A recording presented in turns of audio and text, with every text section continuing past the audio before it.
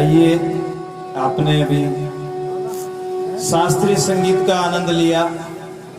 शास्त्रीय संगीत की ऐसी पद्धति होती है और शास्त्रीय संगीत में आराम से धीरे धीरे एक एक बोल गिन लो, एक एक ताल मात्रा पे एक एक अक्षर का बोल चलता है। अब शास्त्रीय संगीत का अपना आनंद लिया। अब आ जाइए आप शास्त्र पर। हम जिसकी चर्चा कर रहे थे, दादू जी महाराज की वाणी की चर्चा चल रही थी। जहां राम तहां संत जन, जहां साधु तहां राम, दादू दोनों एकटे अरस परस यम विश्राम। भगवान अपने भक्तों के लिए आगे पीछे खड़े रहते हैं। भगवान भक्तों की सेवा के लिए, भगवान भक्तों के दुख को दूर करने के लिए उनकी भीड़ चढ़ जाते हैं। भगवान संतों के ओत प्रोत होते हैं। जहां राम का नाम संत जन लेते हैं वहां राम का प्रकाश होता है, राम की भक्ति ज्ञान वैराग्य की चर्चा होती है। और जहां परमात्मा विराजमान है वहां संत जन अर्थात परमात्मा के हृदय में संत रहते हैं और संतों के हृदय में परमात्मा विराजमान होता है। इसलिए दोनों का एक ही काम है, दोनों एक ही मार्ग के, एक ही घाट के बंदे हैं। दोनों ओतप्रोत है, दोनों आपस में परमात्मा और भक्त मिले हुए हैं। तो उस परमात्मा से मिले हुए भक्तों की रीति नीति कैसी होती है, उन संत महापुरुषों की गति कैसी होती है। आइए, एक संत भक्त राम जी हुए और ये भक्त राम जी दादू जी महाराज के परंपरा में संत थे। उदयपुर, ये उदयपुर जो मेवाड़ में उदयपुर है, एक तो उदयपुर शेखावाटी है और एक उदयपुर मेवाड़ में चित्तौड़ भीलवाड़ा उदयपुर। तो वहां एक भक्त राम जी संत हुए, दादूपंथी संत। एक बार कुछ संत महापुरुष भ्रमण करते हैं, मंडलियां आती। एक मंडली वाले संत बोले कि महाराज हम द्वारिकाधीश के दर्शन करने जा रहे हैं। अब द्वारिकाधीश के दर्शन करने जा रहे तो महाराज हमारे पास सोने का सिंहासन, ठाकुर जी का सिंहासन और सोने चांदी की मूर्ति, धातु की मूर्ति। अगर हम द्वारिका जाएंगे, जंगल में चोर डाकू बसते हैं। आपको पता है कि जब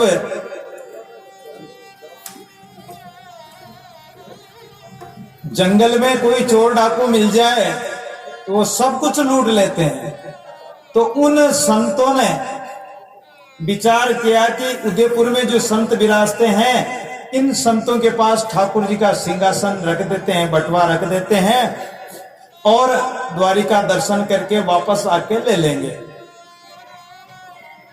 तो वो ठाकुर जी का सिंहासन ठाकुर जी शालिग्राम जी उन संतों के पास रख दिया और संतों ने अपने पूजा स्थान पे वो ठाकुर जी का सिंहासन रख दिया। कुटिया के बाहर बैठे हुए संतों से चर्चा कर रहे थे। जब संतों से चर्चा हो रही थी उस समय भक्त राम जी बोले कि देखो संतों, मैं तो भिक्षा मांगकर खाने वाला हूं। रोज गांव में से भिक्षा ले आता हूं और लुकी सुकी मेवाड़ में बाजरा नहीं मिलता है, ये बाजरा इस साइड में मिलता है। तो वहां चित्तौड़ भीलवाड़ा में बाजरा नहीं होता, उदयपुर की साइड में। तो वो वहां मक्का की रोटी आती है, मक्का के टक्कड़ आते हैं। तो महाराज मैं तो मक्का की भिक्षा मांग कर लाता हूं, मक्का की रोटी आती है। तो तुम्हारे ठाकुर जी क्या मक्का की रोटी खा लेंगे, लुकी सुकी रोटी खा लेंगे? बोले हाँ ठाकुर जी खा लेंगे। तो बोले आपने तो कह दिया, लेकिन ठाकुर जी को पसंद है या नहीं? ठाकुर जी ने तो हाँ ही नहीं करी। इतने में जहां कुटिया के बाहर बैठे थे और अंदर ठाकुर जी विराजमान थे, वहां से आवाज आती है कि भक्त राम जी मैं लुकी सुकी खा लूंगा, तुम्हारे हाथ का दिया हुआ लुका सुका भोजन भी मैं खा लूंगा।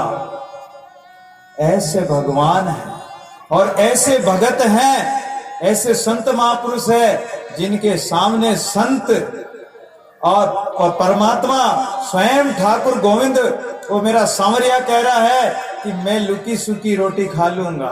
संत बोले कि भाई हम तो भिक्षा लाते हैं। ऐसे ऐसे संत होते हैं जो 2-4 दिन की भिक्षा इकट्ठी मांग ले आते हैं और वो रोटी को क्या करते हैं, सूखा देते हैं। उसको या तो छाछ में गला देते हैं या पानी में गला लेते हैं, पानी में गलाकर थोड़ी देर बाद में उसको पा लेते हैं। तो वो संत ऐसे ही थे और उन संतों ने कहा कि हमारी लुकी सुकी ठाकुर जी पालेंगे। वो ठाकुर जी की आवाज आई कि हाँ पालेंगे। अब वो संत तो द्वारिकाधीश के दर्शन करने चले गए। इधर भक्त राम जी प्रतिदिन ठाकुर जी के भोग लगाते हैं। लुका सुका जैसा भी होता है, भगवान तो भाव के भूखे हैं और भाव के वश होकर उन संतों का दिया हुआ प्रसाद भोजन भगवान पा लेते। दोनों संत और भगवान पा लेते। जब भगवान के भोग लगाते पत्तल में, तो दोनों संत और भगवान बाल रूप में आकर, बाल कृष्ण के रूप में आकर भोग लगाते। एक दिन एक कोई माई एक बुढ़िया माई थी। गांव में से एक बुढ़िया माई आई, बोले महाराज आज तो मेरे घर पर भोजन पाओ, मेरे घर पर पधारो। क्योंकि संत को भोजन कराने का मतलब है कि परमात्मा को भोजन कराना है। संत के मुख में गया हुआ अन्न का दाना, भोजन का कण, वो परमात्मा को प्राप्त होता है। अग्नि को भोग लगाते हैं तो जिस देवता का नाम लगाकर आहुति देंगे, भोग लगाएंगे, वो उस देवता को मिलेगा। उसी प्रकार संत के मुख में गया दादू भोजन दीजिए, देखो लिया मन विश्राम, साधु के मुख में लिए पाया आत्म राम। वो परमात्मा को प्राप्त होता है। उस माई को ज्ञान था। उस माई ने कहा कि महाराज आज मेरे घर पर भोजन प्रसाद पाओ। संत पहुंच गए भक्त राम जी। अब वो माई भगवान के भोग लगाकर और संत को भोजन परोसा थाल में। अब थाल में भोजन परोसा तो भक्त राम जी ने भी भगवान को भोग लगाया, क्योंकि उनके तो भगवान ओत प्रोत थे और बाल कृष्ण भगवान उनके साथ ही जीमते थे। तो उस माई का देखो भाग, देखो कि वो संत भोजन करने लगे तो साथ में भगवान बाल कृष्ण जीम रहे थे। उस माई को ऐसा लगा कि ये छोटा सा बालक महाराज किसका पकड़ लाए। उस माई ने देखा कि ये छोटा सा बालक, अरे ये छोटा सा शिशु बालक, और ये महात्मा न जाने किस माई का उठा लाए। अरे उसकी माई तो, उस बालक की माँ तो रो रो कर मर गई होगी, ऐसा उसको दुख हुआ। तो वो रोने लगी वो माई। जब रोने लगी तो महात्मा ने पूछा भक्त राम जी ने, अरे माई तू संतों को भोजन करा रही, रो रही है? बोले महाराज रो नहीं तो क्या करूं। बोले क्यों रो रही माँ? अरे माई रोने का क्या कारण हमें बता। अरे महाराज आप इस छोटे से बालक को किसकी माँ से छुड़ा कर ले आए हो? ये छोटा सा बालक कैसे रहता होगा, इसकी माई कैसे जीवित रहेगी इसके बिना? महात्मा ने कहा कि धन्य हो माई, धन भाग तेरे जो तुझे भगवान के दर्शन हो गए। ये किसी का बालक नहीं है, ये तो यशोदा नंद नंदन नंदलाल, ये बाल कृष्ण गोपाल भगवान, ये बालक भगवान है, कृष्ण लाल है। माई को दर्शन हो गए। देखो संतों को भोजन कराने का फल, संत दर्शन का फल, संत की सेवा करने का फल, कैसा अद्भुत फल मिला। भगवान के दर्शन हो गए। जहां राम ता संत जन, जहां साधु ता राम, दादू दोनों एक टग यहूं अरस परस विश्राम। दादू हरि साधु यूं पाइए। अगर संत को, परमात्मा को पाना है तो संत के पास पहुंच जाओ, और संत को पाना है तो परमात्मा का भजन करो। वो संत से मिला देंगे, गुरु से मिला देंगे। अविगत के आराम साधु संगति हरि मिले, संतों की संगति से परमात्मा मिलता है। साधु नदी जल राम रस तहाँ पकाले अंग, दादू निर्मल मल गया साधु जन के संग। संतों की संगति बिन सीजे नहीं, कोटि करे जे कोई, दादू सतगुरु साधु बिन कबू शुद्ध न होई। ये मन हमारा शुद्ध कब होगा कि संतों की संगत मिलेगी, सत्संग मिलेगा। सत्संग रूपी साबुन में, सत्संग रूपी दरिया में नहाएंगे, सत्संग रूपी साबुन से हमारा ये मन रूपी मेला कपड़ा धोएंगे तो ये हमारी काया सुंदर स्वच्छ उज्जवल हो जाएगी, पवित्र हो जाएगी। अब भगत राम जी अपने कुटिया में आ गए। अब कुटिया में आ गए तो एक गुजर 100 बकरियां लेकर वहां जंगल में आ गया, जहां कुटिया बनी हुई महात्मा की। वहां आ गया तो वो बकरियों को महात्मा की कुटिया के पास में छोड़ दी तो 2 बकरियां आकर महात्मा जी के तुलसी के बिरवे को खाने लगी। वो गुजर की बकरियां आकर तुलसी के पौधे को खाने लगी। भक्त राम जी ने कहा कि अरे राम का बंदा, तुझे शर्म नहीं आती, तेरी बकरियां तुलसी का पौधा खा रही है। तो वो गुजर बोला कि ए मोड़ा, ये जंगल हमारा है, हम ग्वाल हैं, ये ग्वाल वालों का जंगल है, तुम्हारा यहाँ क्या लेना देना, तुम तो भजन करो, ये जंगल के पेड़ पौधे हमारी बकरियों के लिए हमारे हैं। अरे राम का, ये भगवान की महारानी तुलसी महारानी को खा रही है और तू कह रहा है कि ये तो हमारा जंगल है। अरे शर्म नहीं आती, हटा इन बकरियों को ले जा। गुजर कहता कि ये मोड़ा, ज्यादा दादागिरी नहीं करना, तू इतना बड़ा सिद्ध है, क्या हमारी बकरियों को न्याली से मरवा देगा? तो महात्मा ने कहा कि ठीक है, अगर तेरी ऐसी इच्छा है तो ये भी पूरी होगी। भक्त राम जी कहने लगे कि भक्त राम की विनती सुनियो वनमाली। भक्त राम भगवान कहते हैं कि जैसे गिलहरी की दौड़ कहां तक होती, पीपली तक होती, भगत की दौड़ भगवान तक होती है। छोटा बच्चा होता है, उसको कोई दुख आए, कोई थप्पड़ मारे, कोई डराए तो वो क्या कहता कि देख मेरी माँ को आने दे, मेरी माँ को कह दूंगा। अब माँ कोई लाड साहब है क्या? लेकिन उस बच्चे को अपनी माँ का बल होता है, माँ का भरोसा होता है, माँ की ताकत होती है। ऐसे ही भगत को भगवान का भरोसा होता है, भगवान की ताकत होती है और उसके बल पर, बल तो हरि बलवंत का जीवे जी आधार, भगत उसके आधार पे ही जीता है। और वो भगत राम जी कहने लगे, भगत राम की विनती सुनियो वनमाली, अगर तुलसी की रक्षा करनी है तो भेजो 2 न्याली। न्याली समझते हो? भेड़िया बकरी को खा जाते हैं। अगर तुलसी की रक्षा करनी है तो भगवान 2 न्याली भेजो। अब तो वो तो लीला थी प्रभु की, संत वचन पलटे नहीं, पलट जात ब्रह्मांड। कहते हैं कि संत का वचन पलटता नहीं है, भगवान भी उनके वश में होते हैं। भगत के वश में है भगवान, भगत के वश में है, बोलो भगवान, भगत के वश में है भगवान,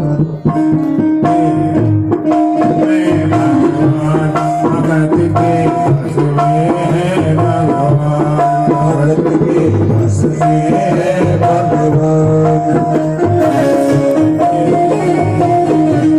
भगत के वश में है भगवान, भक्त बिनाया कुछ भी नहीं है, भक्त बिनाया कुछ भी नहीं है, भक्त बिनाया कुछ भी नहीं है, भक्त बिनाया कुछ भी नहीं है, कहते भी पुराण भगत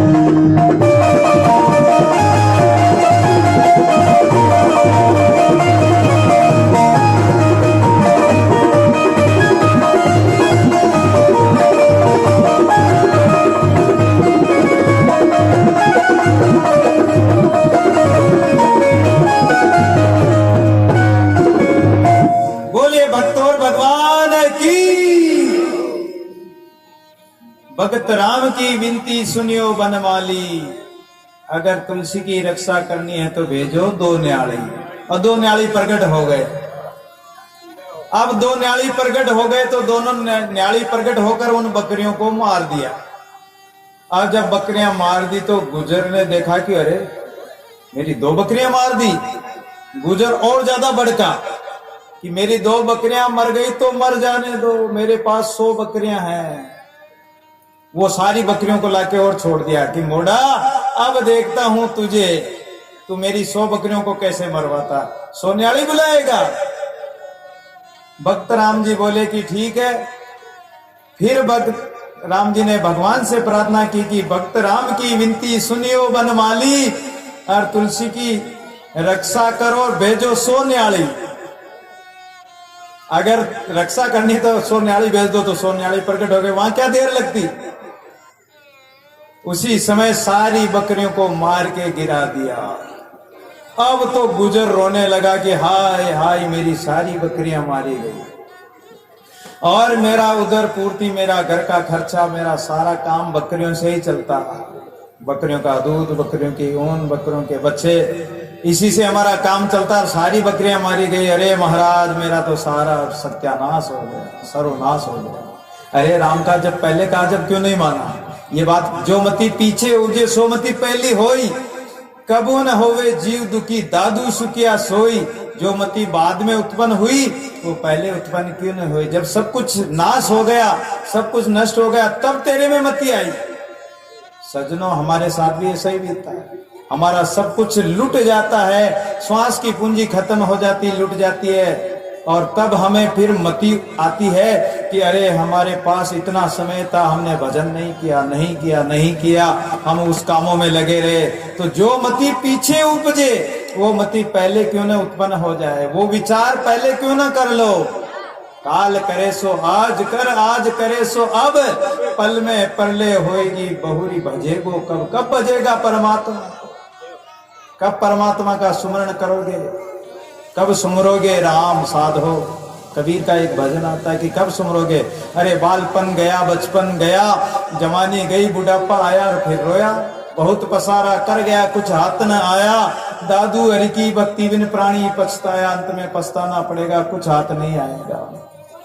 अब 100 बकरियां मर गई, 100 छाड़ियां मर गई, तो वो विनती करने लगा, गिड़गिड़ाने लगा। तो फिर भक्त राम जी को दया आ गई। संत तो दयालु होते, भगवान से प्रार्थना करी कि भक्त राम की विनती सुनियो वनमाली। वनमाली किससे कहते हैं? जो इस वनस्पति का माली है, इस कुटिया का, इस बगिया का जो मालिक है, प्राणी मात्र का मालिक है, वही वनमाली है। तुलसी की रक्षा भई और छोड़ो सब छाड़ी। वहां कौन सी छाड़ी मारने वाला, कौन सा भेड़िया। सारी छाड़ियां उठ उठ के डर के मारे ऐसी भागी कि जिंदगी में उधर आने का नाम ही नहीं ले। और ये यहाँ तो भेड़िया रहता है। सब छाड़ियां भाग गई, सब बकरियां भाग गई जिंदा होकर। मृतक काट मसाणते कहूं कौन चलावे, मुर्दे को जिंदा कर देना ये संत का काम है।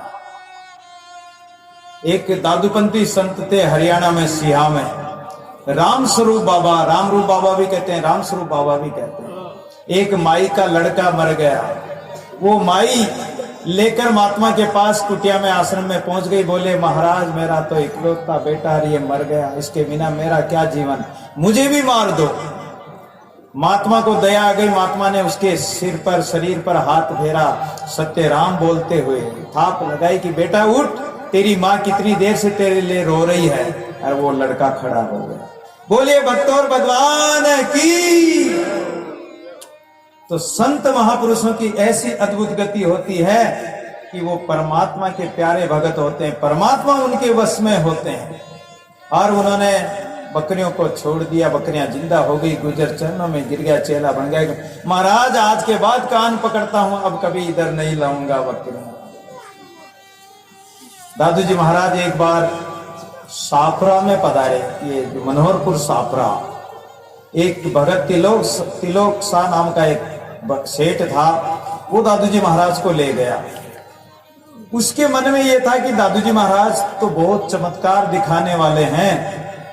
तो दादू जी महाराज ने यहाँ तो कोई चमत्कार नहीं दिखाया, तो जब चलते समय उसके मन के भाव को दादू जी महाराज जान गए और दादू जी महाराज ने उसको कहा कि जाओ भगत जी, मेरे माथे के सिर पे बांधने वाली साफी वो वहां आसन पर रह गई है, जाकर ले आओ। अब वो आसन पर लेने गया तो दादू जी महाराज को बाहर छोड़ के गया था, घर के बाहर, और दादू जी महाराज वहां आसन पर विराजमान है। अरे बोला, मैं महाराज को तो वहां छोड़ आया था, महाराज यहाँ विराजमान है। छत पर जाके देखा कि देखे महाराज वहां है या नहीं, तो महाराज कह रहे हैं कि अरे भगत जी जल्दी लेके आ जाओ, जल्दी लेके आ जाओ, साफी जल्दी लेके आओ। नीचे आकर देखा तो साफी पड़ी, वो साफी को ले गया। महाराज ने कहा कि राम जी बहुत देर लगाई। अरे बोले, देर क्या लगाई महाराज, मैंने तो अद्भुत लीला देखी। अरे ये साफी मेरे कमर के बांध दो। अब वो कमर के बांध के गांठ लगा के ऐसे खींचा तो वो गांठ तो लग गई उसमें साफी में, लेकिन कमर नहीं बंधी महाराज की। दृष्टि मुष्टि आवे नहीं, साहिब के वश हो। दादू जी महाराज का तो तेज पुंज का शरीर था, और तेज पुंज के शरीर को कौन बांध सकता है। अरे यशोदा मैया ने भगवान को बांधने के लिए जब भगवान ज्यादा उद्यम करने लगे, मटका, दही का मटका फोड़ दिया, एक लोटा उठाया, दही का मटका फोड़ दिया। ये लाला तो बहुत उद्यम करे है, अभी मैं तेरे को बताती हूँ। बांध दिया। अब वो जब बांधने लगी तो वो रस्सी जो लाई, वो रस्सी 2 अंगुल छोटी पड़ जाती, 2 अंगुल छोटी पड़ती तो और नेजा लेके आती। गायों की रस्सियां खोल लाई, जितनी रस्सियां थी सारी रस्सियां ले आई, लेकिन वो सारी रस्सियां 2 अंगुल छोटी पड़ जाती। जब माता पसीने पसीने हो गई, भगवान को कौन बांध सकता है। भगवान को वही बांध सकता है जो भगवान के प्यारे भगत होते हैं, भगवान उनके वश में होते हैं, भगवान जिनकी आज्ञा में चलते हैं। भगवान के डर से काल भी कांपता है, लेकिन जब सत्य जब भगवान ने माखन चुराया, गोपियां उलाहना लेके आई और यशोदा मैया हाथ में छड़ी लेकर भगवान के पीछे पीछे भागते, भगवान थर थर कांपते हुए भागते हैं कि अब मैया मारेगी मुझे, अब मैया मुझे मारेगी। जब माता यशोदा पसीने पसीने हो गए तो भगवान रुक गए, धीरे धीरे दौड़ने लगे। यशोदा ने हाथ पकड़ लिया और भगवान आंसू निकालने ढलकाने लगे। माँ यशोदा को दया आ गई, छड़ी तो फेंक दी कि बच्चा डर गया, लाला डर गया, गोद में उठा लिया। ये भगवान को यशोदा मैया ही बांध सकती, ऐसे भगत ही बांध सकते हैं, और ऐसे भक्तों के ही वश में भगवान रहते हैं। नहीं तो भगवान को कौन बांध सकता है। भगवान से प्रार्थना करो कि हे प्रभु, हम तो कुछ नहीं जानते हैं, और वास्तव में हम क्या जानते हैं, हमारा है भी क्या, और हम जानेंगे किससे। जो परमात्मा जनाएगा तो हम जान सकते हैं, परमात्मा के बिना हम नहीं जान सकते। परमात्मा जिसको जनाता है वो ही जान सकता, जिस पर कृपा करता है वो ही जान सकता उस परमात्मा को। और परमात्मा से मिलने का अगर शौक हो किसी को, अगर है शौक मिलने का, तो हरदम लो लगाता जा, न रख रोजा न मर भूखा, न जा मस्जिद न कर सिजदा। उस खुदा से, उस मालिक से मिलना है तो हरदम हृदय में उस परमात्मा की लगन लगा दो। जैसे तेल की धार टूटती नहीं, पानी की धार तो टूट जाती है, तेल की धार टूटती नहीं है, ऐसे लगन हमारी सुरती परमात्मा में लग जाए। एक तार इकलस एक नूर अविनाशी अहरनिश सतत निरंतर उस परमात्मा के चिंतन में लग जाए, सुरती जुड़ जाए। जैसे माताएं सूत काटती है, वो चलाती रहती है, सूत को काटती रहती है, अगर वो सूत टूटता है तो वापस जोड़ती, जो टूटे त्यों जोड़े, ऐसे तन बुन गहर गजीना, तब साहिब के मन भावे। परमात्मा के मन को प्रिय कब लगोगे, जब तुम्हारा सूत, तुम्हारी ये सुरती परमात्मा से टूटेगी नहीं, तुम्हारा प्रेम टूटेगा नहीं, और तुम्हारी लगन परमात्मा से लग जाए, जुड़ जाए।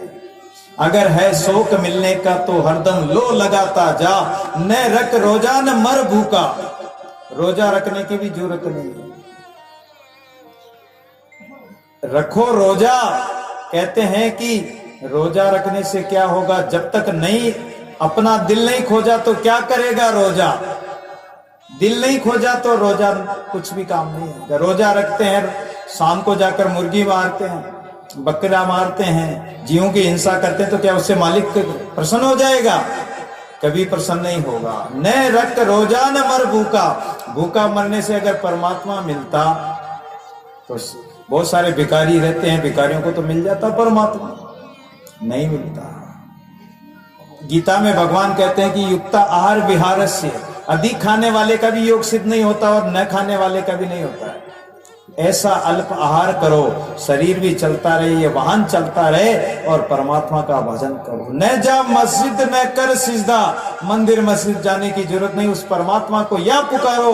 परमात्मा पलक माई प्रगटे से जय जन करे पुकारो। हरि व्यापक सर्वत्र समाना, प्रेम ते प्रगट होई में जाना। सब जगह वो प्रगट हो जाएगा, सिजदा करने की भी जरूरत नहीं। वजूगा तोड़ दे पूजा। शरीर का जो तुम सजाने संवारने का जो रखते हो, अहंकार करते हो, ये अभिमान को, पूजा को तोड़ दो। शराबा शोक पीता जा।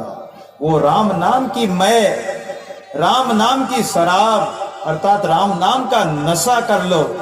ये संसार का नशा, शराब का नशा, भांग तंबाकू छूतरा, उतर जात प्रभात नशा, नानक खुमारी नाम की चढ़ा रहत दिन रात। राम नाम का नशा कर लो, ये शराब का नशा नहीं करो। शराब का नशा, भांग तंबाकू का छूतरे का नशा 12 घंटे में 8 घंटे में उतर जाएगा। अरे हरि नाम की प्यालियां पी ले, तेरी सारी जिंदगी सुधर जाएगी। इसलिए हरि नाम का नशा करो। नशा करना है तो ये संसार का क्या नशा करो? पकड़कर इश्क की झाड़ू, सपाकर दिल के हुजरे को। इश्क, इश्क कहते हैं प्रेम को। परमात्मा से, अपने आशिक से प्रेम करो। उस आशिक मासुक वे गया इश्क कहावे सोई। उस आशिक परमात्मा के आशिक बन जाओ, उसे इश्क करो, प्रेम करो। हृदय में अपने हृदय के कचरे को, मन के कचरे को, विकार को साफ कर दो प्रेम की झाड़ू से। सपा कर दिल के हुजरे को, अपने दिल का जो हुजरा कचरा है उसको साफ कर दो, आंगन को साफ कर दो। दुई की धूल को लेकर मुस्लिम पर उड़ाता जा। दुई ये संसार की विषय विकारों की धूल है, ये मेल आवरण है, माया मोह है, इसको राख बनाकर उड़ा दे। फेंक तस्वीर तोड़ धागा। अरे तस्वीर कहते माला को, ये माला है, इस माला को भी तोड़कर फेंक दे, धागा तोड़ दे। कोई जरूरत नहीं माला की। सदगुरु ने मन की माला दे रखी है, उस मन की माला से राम नाम को निरंतर सुमरण कर ले, जाप कर ले, रात दिन श्वास श्वास पर सुमिरन कर ले, फिर इस माला की जरूरत नहीं पड़ेगी। लेकिन जब तक वो सुमिरन नहीं हो तब तक इस माला की जरूरत रहेगी। पहले मत फेंक देना माला। किताबें डाल पानी में, ना ग्रंथ पोतियां पढ़ने की भी जरूरत नहीं। पढ़ पढ़ था के पंडिता किनुन पाया पार, कत कथा के मुनि जना दादू नाम आधार। अरे एक नाम का आधार ले लोगे तो ये किताबों की इनकी कोई आवश्यकता नहीं होगी। ये संत और शास्त्र ये सभी हमें उस नाम को बताने के लिए कहते हैं। नाम उसमें नहीं है, उसमें साधना भी नहीं है, उसमें रास्ता विधि है, लेकिन आपको चलना तो आपको ही पड़ेगा। शास्त्र थोड़ी चलेगा, शास्त्र तो रास्ता बता देगा, संत रास्ता बता देंगे, चलना आपको पड़ेगा। मसाइक बन के बैठा रहे, मसीहत को सिखाता जा। अब तो उसका आशिक बन जा और उस दुनिया को भी उस मार्ग में लगा दे। कहे मंसूर सुन काजी, निवाला कहर का मत खा। निवाला कहते हैं ग्रास, रोटी, अन्न। तू पाप का कर्म करके वो मत खा। अगर पाप कर्म करेगा तो मंसूर कहता है कि तुझे वो परमात्मा जब साहिब लेखा मांगेगा तो ताते तेल में तड़ेगा। ये ध्यान रखना। अनहलक को सभी जाने, यही कलमा पढ़ाता जा। अनहलक परमात्मा यानी मैं स्वयं, अहम ब्रह्मास्मि तत्वमसि, मैं ब्रह्म हूं, मैं परमात्मा हूं। इस अनुभव को करके और परमात्मा का, अपने आत्म स्वरूप का बोध करके उस परमात्मा से जुड़ जा। ये मंसूर ने कहा। मंसूर परमात्मा का नाम लेता था, अनहलक कहता था। एक बादशाह ने उनको सूली पे चढ़ा दिया तो भी वो राम राम बोलता है। उसके टुकड़े टुकड़े करके उसको काट के फेंक दिया तो उसमें भी राम राम की, अल्लाह की आवाज आती है। उस टुकड़ों को इकट्ठा करके भस्मी कर दी, तालाब में फेंक दिया तो लहर लहर में भी उस अल्लाह अनहलक अनहलक की, अल्लाह की आवाज आती, राम की आवाज आती।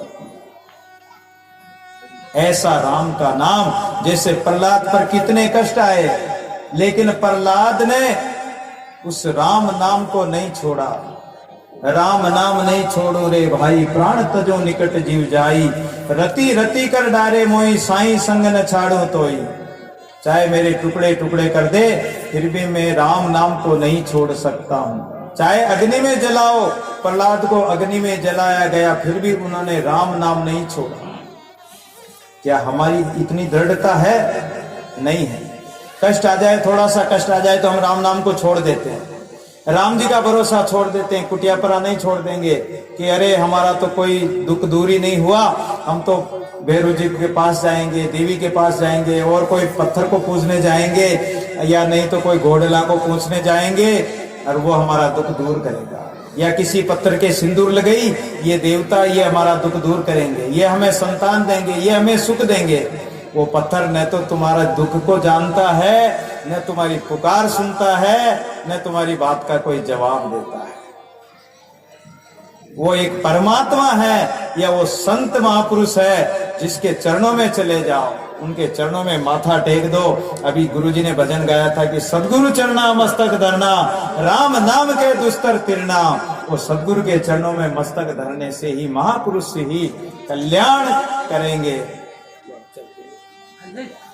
भोजन तो 7 बजे, बस 5 बजे तक पता चलेगी। नहीं तो जाना है, जाना